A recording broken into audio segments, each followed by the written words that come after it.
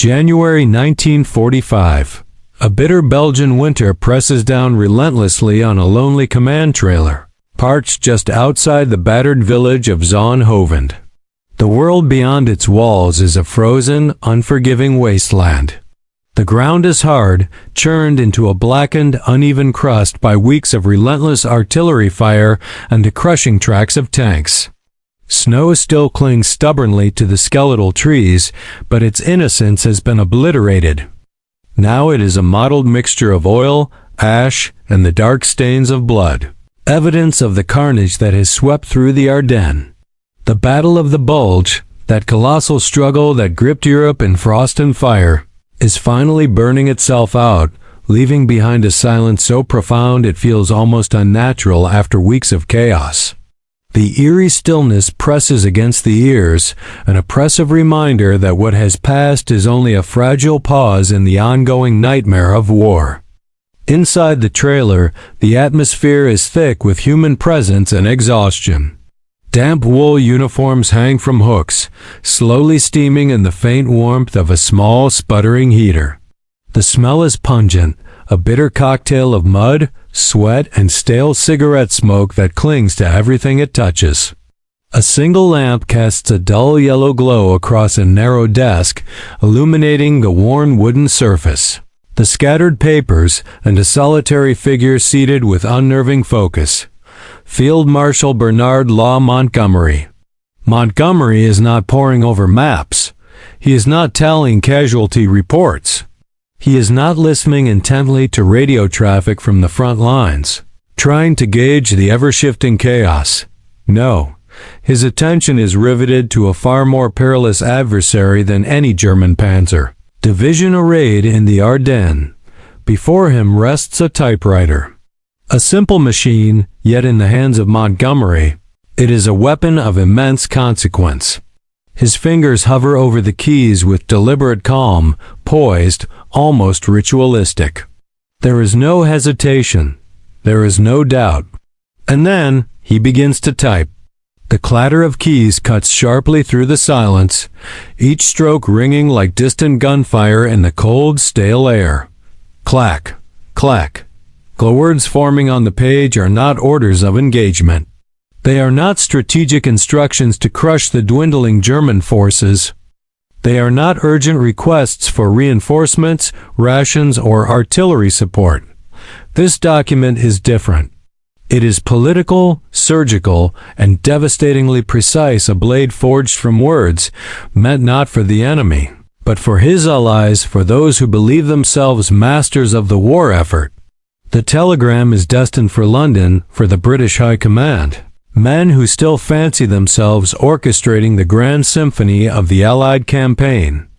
In it, Montgomery commits an act that could shatter the delicate fabric of coalition warfare. He does not simply critique American strategy. He attacks it at its core. He lays bare the failings of the men who are fighting and dying in the Ardennes, describing them as courageous but ineffectual, brave yet fundamentally incapable. He paints the United States command as chaotic, amateurish, disjointed, barely holding itself together under the weight of its own ambition. In contrast, he presents himself as the sole professional, a commanding presence in a sea of blunders.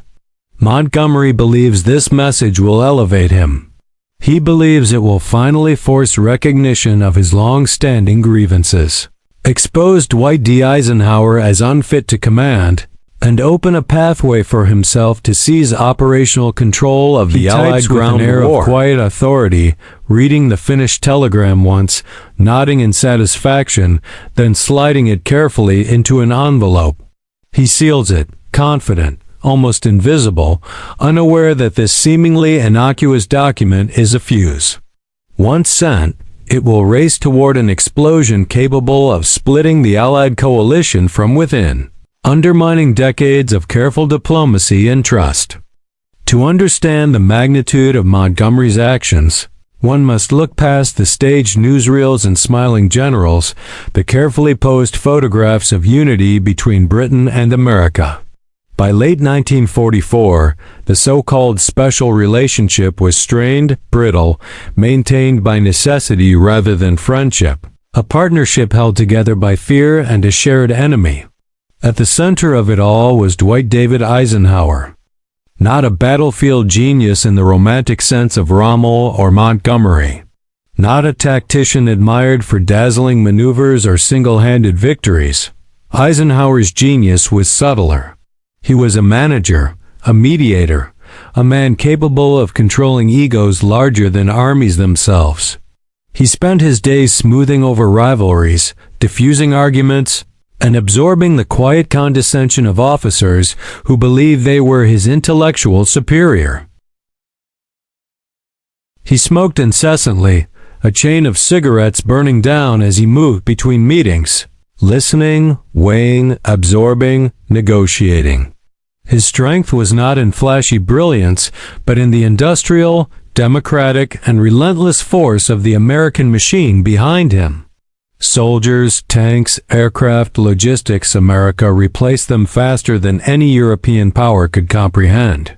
Across from him stood Montgomery, everything Eisenhower was not. Rigid, meticulous, and deeply convinced of his own superiority. The hero of El Alamein, breaker of Rommel's Africa Corps, the man who restored British pride after years of humiliation. Yet brilliant as he was, Montgomery was abrasive, inflexible, and incapable of masking contempt for those he deemed inferior. Increasingly, in his eyes, that category included the Americans.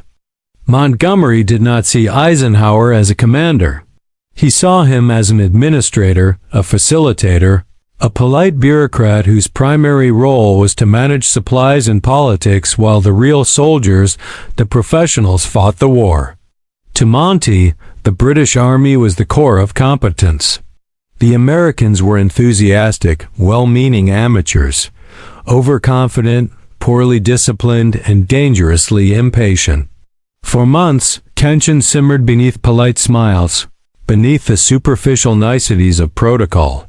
Meetings ended with handshakes masking private resentment. Montgomery believed the war was dragging because of American recklessness. Too eager, too aggressive, striking everywhere at once instead of focusing force where it would matter most. He craved a single, massive, deliberate thrust into Germany, a precision blow to crush the enemy. And of course, he wanted to lead it. Eisenhower refused.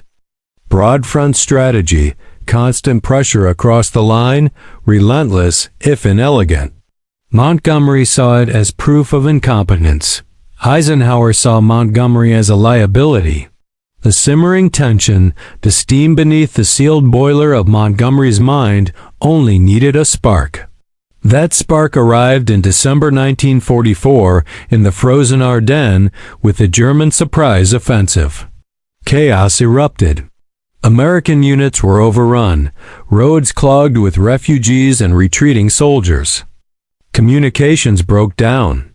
Confusion swept through command posts unprepared for such a blow. Montgomery, from his headquarters in the north, studied maps with grim satisfaction. This was exactly what he had warned against. American recklessness had finally revealed its cost. To Montgomery, the chaos was proof. Not tragedy. Proof of the Americans' fundamental inadequacy. He convinced himself that only British discipline could prevent total annihilation. He was not there to help. He was there to save a partner, to assert his superiority, to enforce order. The crisis did not emerge from arrogance alone. It was born from necessity, logical, urgent, and profoundly dangerous. On December 19, 1944, German panzer armies, masters of speed and surprise, smashed through the Allied lines, driving a massive wedge deep into the front. The penetration stretched nearly 45 miles, slicing the battlefield into two isolated halves. For the first time, General Omar Bradley's 12th Army Group on the southern flank was cut off from the northern formations. Communication collapsed almost instantly. Telephone lines were severed in the frozen forests. Radios crackled with broken transmissions, unreliable and delayed. Orders that once moved swiftly now crawled forward through snowbound roads, displaced units, and constant enemy interference. The northern sector stood on the brink of collapse. Eisenhower assessed the situation with his trademark calm. There was no room for pride, no space for sentiment. The northern shoulder had to be stabilized immediately. The reality was stark. The only headquarters in that sector still functioning with coherent communications belonged to Bernard Montgomery. Meticulous, rigid, and supremely confident, the British commander now held the one thing Eisenhower needed most control. At 10:30 a.m. on December 20th, Eisenhower made a decision that would ignite one of the most dangerous political confrontations of the war. Temporarily strictly for operational necessity command of the U.S. First Army under Courtney Hodges, and the U.S. Ninth Army under William Simpson was transferred to Montgomery's 21st Army Group. On paper, it was a temporary adjustment, a practical measure to restore cohesion across a shattered front. But on the ground and inside Montgomery's mind, it was seismic. Overnight, he found himself in control of more than 200,000 American soldiers, thousands of tanks, guns, and vehicles. Eisenhower saw a stopgap. Montgomery saw opportunity. From the moment the orders were confirmed, his mindset shifted. He did not treat American forces as temporary partners. He treated them as assets tools to be restrained, reorganized, corrected. American commanders pushed for immediate counterattack, eager to strike the Germans while they were exposed. Montgomery rejected the idea outright. He demanded preparation, alignment, perfection. To him, urgency was dangerous. Precision was everything. But time was a luxury the Americans did not have. At Bastogne, the 101st Airborne was encircled. 7 German divisions pressed from all sides. Supplies dwindled. Casualties climbed. Radio messages carried desperate pleas men and boys holding a line that might not survive the night. Montgomery did not accelerate. Instead, he inserted young British liaison officers into American headquarters. Confident, condescending, they questioned decisions, corrected terminology, lectured experienced commanders already fighting for survival. Bradley proposed a bold maneuver to strike the base of the German salient and relieve Bastogne quickly. Montgomery vetoed it. His position was unmovable. Patience, preparation, precision. Speed was recklessness. The frostbitten hours slipped away. To the south, George Patton did the unthinkable. In brutal winter conditions, he pivoted 3 divisions 90 degrees and drove them north over 100 miles in less than 48 hours. Snowstorms battered his columns. Frozen roads broke vehicles. Enemy resistance slowed every mile. Patton pushed on regardless. On December 26th, his forces reached Bastogne. Relief came not from caution but from speed. The contrast was impossible to ignore. Patton attacked. Montgomery paused. For American commanders, it felt less like cooperation and more like captivity. Their soldiers were dying, while decisions were delayed by a man seemingly more focused on proving his brilliance than winning quickly. Yet while Montgomery restrained movement at the front, his aggression elsewhere was precise and dangerous. Between December 25th and January 1st, telegraph lines between Belgium and London burned. Montgomery bypassed Eisenhower entirely, writing directly to Field Marshal Alan Brooke. His messages were not neutral reports. They were indictments. He declared American command chaotic, incompetent, incapable. Without his intervention, he claimed, the Northern Front would have collapsed. The implication was unmistakable. Eisenhower's judgment was flawed. The solution, Montgomery argued, was simple: place all Allied ground forces under his command.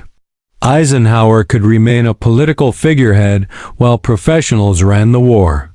It was audacious, reckless, a gamble that threatened the alliance itself. In private letters, Montgomery went further, questioning American discipline, training, leadership, even courage. He ignored the reality: nearly 75,000 American casualties, 19,000 dead, holding against elite SS Panzer divisions in sub-zero hell. Montgomery saw not sacrifice but validation. Most dangerous of all was his confidence.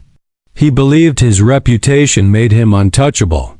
Some messages were barely concealed, poorly encrypted. In effect, he was attempting a coup through telegraph wires, seeking to overthrow command with words while the war raged in snow and blood. Montgomery believed he held the winning hand, but he had misjudged the man at the top. The detonation did not occur quietly. It did not unfold behind closed doors or within the safety of a secure office. It happened under bright lights, in front of microphones, with the world watching. On January 7, 1945, Field Marshal Bernard Law Montgomery called a press conference at his headquarters, an event that would trigger the most dangerous political crisis of that winter. Montgomery spoke for exactly 30 minutes.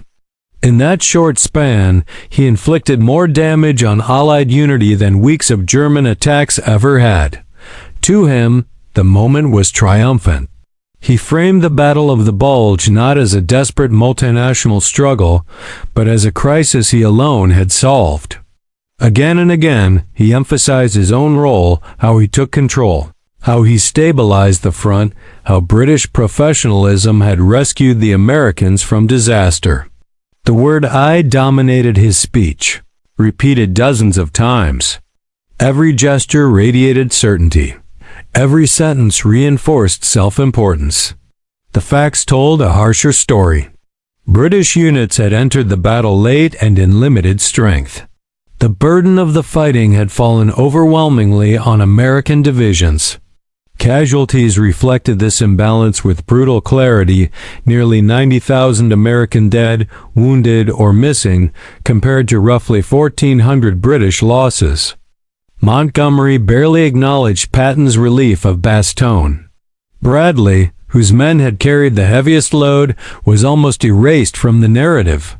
Instead, Montgomery painted a picture of panicked Americans saved only by British competence, a story designed to elevate himself at his allies' expense. The reaction in American headquarters was immediate and explosive. Omar Bradley, usually controlled, slammed his fist onto the mapboard in fury. He declared he would never again serve under Montgomery's command. What had once been private resentment was now public and irreversible. The alliance had been humiliated before the world. The transcript soon reached Dwight D. Eisenhower at Versailles, paired with Montgomery's private telegrams to London. Sent behind Eisenhower's back, they landed on his desk with crushing weight. For years, Eisenhower had tolerated ego, posturing, and rivalry.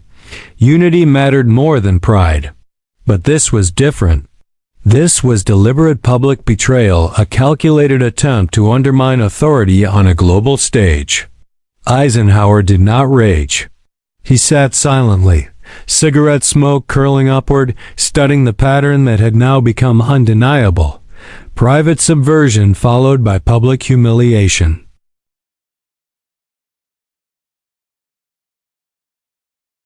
The coalition itself was at risk. For the first time, the glue holding the alliance together began to crack. He reached for a blank sheet of paper. His response would not be emotional. It would be final. Addressed to General George C. Marshall in Washington, the message was stark. Eisenhower could no longer function alongside Montgomery. The situation was untenable. And then came the final line, the nuclear option. If Montgomery remained, Eisenhower requested relief from his own command. The implications were devastating. American manpower, equipment, fuel, and ammunition sustained the Allied war effort. Without American leadership, the coalition would fracture instantly. This was no bluff. Eisenhower understood power, and he was prepared to walk away. Before the cable could be sent, intervention came from within Montgomery's own camp. Major General Francis de Gingen grasped the danger immediately. If Washington received Eisenhower's message, Montgomery would be finished and Britain's position reduced overnight. De Gingen moved fast, alerting London. Winston Churchill reacted with brutal clarity. Britain was exhausted, financially strained, and dependent on American industry. Prestige no longer mattered, survival did. Montgomery had gone too far. Churchill's instructions were uncompromising. Montgomery had 24 hours to comply. Confidence drained instantly. The man who believed himself indispensable suddenly understood isolation. This was no longer about tactics, it was raw power. That night, under dim light, Montgomery sat hunched over his desk. De Gingen stood not as advisor, but enforcer. The letter began stiffly, expressing regret and denying intent. Then came the line Churchill demanded full retraction, acknowledgement of American bravery, recognition of their sacrifices. And finally, the closing. Your very devoted subordinate, Monty. The word cut deeply. Subordinate. The letter was sent. The next morning, Eisenhower read it quietly. He did not gloat.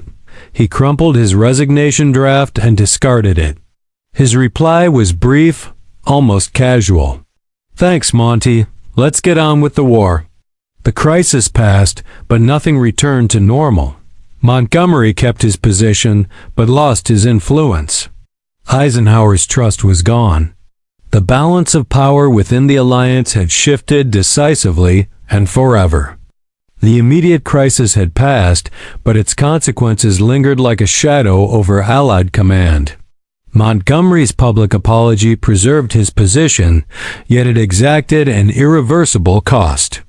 His influence within the coalition diminished, his ability to impose his will sharply reduced. Eisenhower's quiet decisiveness reaffirmed American authority in Europe. Montgomery remained commander of the British 21st Army Group, but the balance of power had shifted unmistakably. Strategy would no longer bend to ego or rank alone. It would be shaped by pragmatism, speed, and industrial reality. As preparations began for the crossing of the Rhine, the contrast between British and American approaches grew sharper. Montgomery insisted on a grand, deliberate operation in the north. Every phase was rehearsed, every artillery position calculated, every movement planned with meticulous care. To him, time remained subordinate to precision. Across the lines, American commanders acted with flexibility and momentum. Patton and Bradley exploited weaknesses, struck opportunistically, and pressed relentlessly wherever resistance faltered.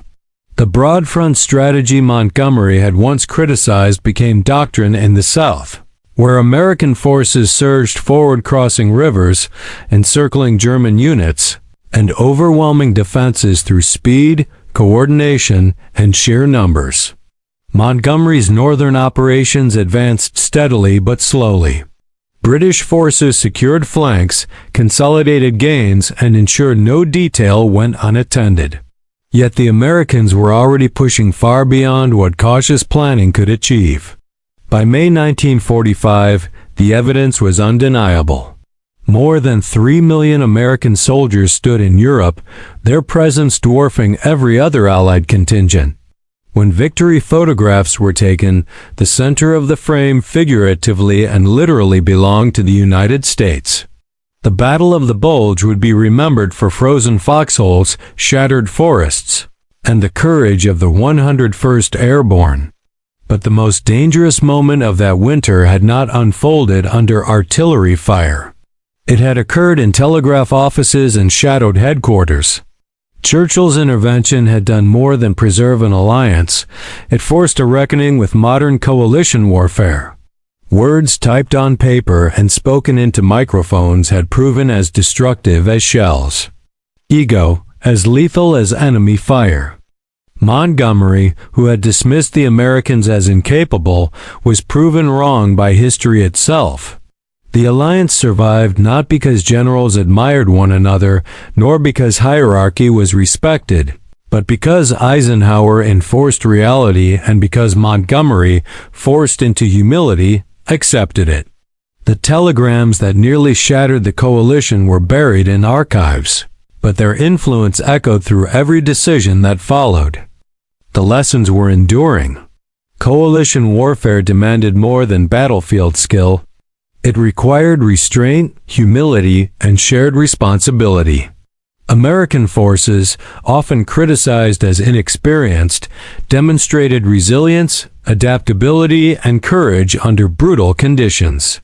The British Army, disciplined and precise, complemented that effort but could not replace it. The balance of power in Europe was shifting. British preeminence gave way to the rise of the American superpower, industrial, democratic, and relentless. As Montgomery's carefully rehearsed operations continued, American armies advanced with unyielding momentum. Patton's armor crossed rivers at speed, encircling retreating German formations. Bradley's forces moved in coordinated waves, relentless and decisive. The contrast in styles revealed a transformation in warfare, meticulous preparation versus adaptive aggression. Both mattered, but speed, scale, and logistics now dictated victory. By May 1945, the reality was undeniable. American numerical and logistical dominance made the Allied advance unstoppable. British contributions remained vital, yet inherently supportive, securing flanks, consolidating gains. Montgomery's influence over coalition strategy had waned permanently. Still, the war was won. Europe was liberated. Germany was defeated. The Battle of the Bulge endures as a testament to sacrifice and leadership, but also as a lesson in alliance dynamics. The most dangerous battles are not always fought with tanks and guns. Sometimes they unfold in press rooms and private correspondence. Montgomery challenged authority and risked coalition collapse. Eisenhower preserved unity through calm judgment and decisive power. The guns fell silent. The telegrams were archived, but the scars remained. The winter of 1944-45 proved that in modern war, words can devastate, leadership can rescue, and humility, forced though it may be, can determine the fate of nations and the outcome of victory itself.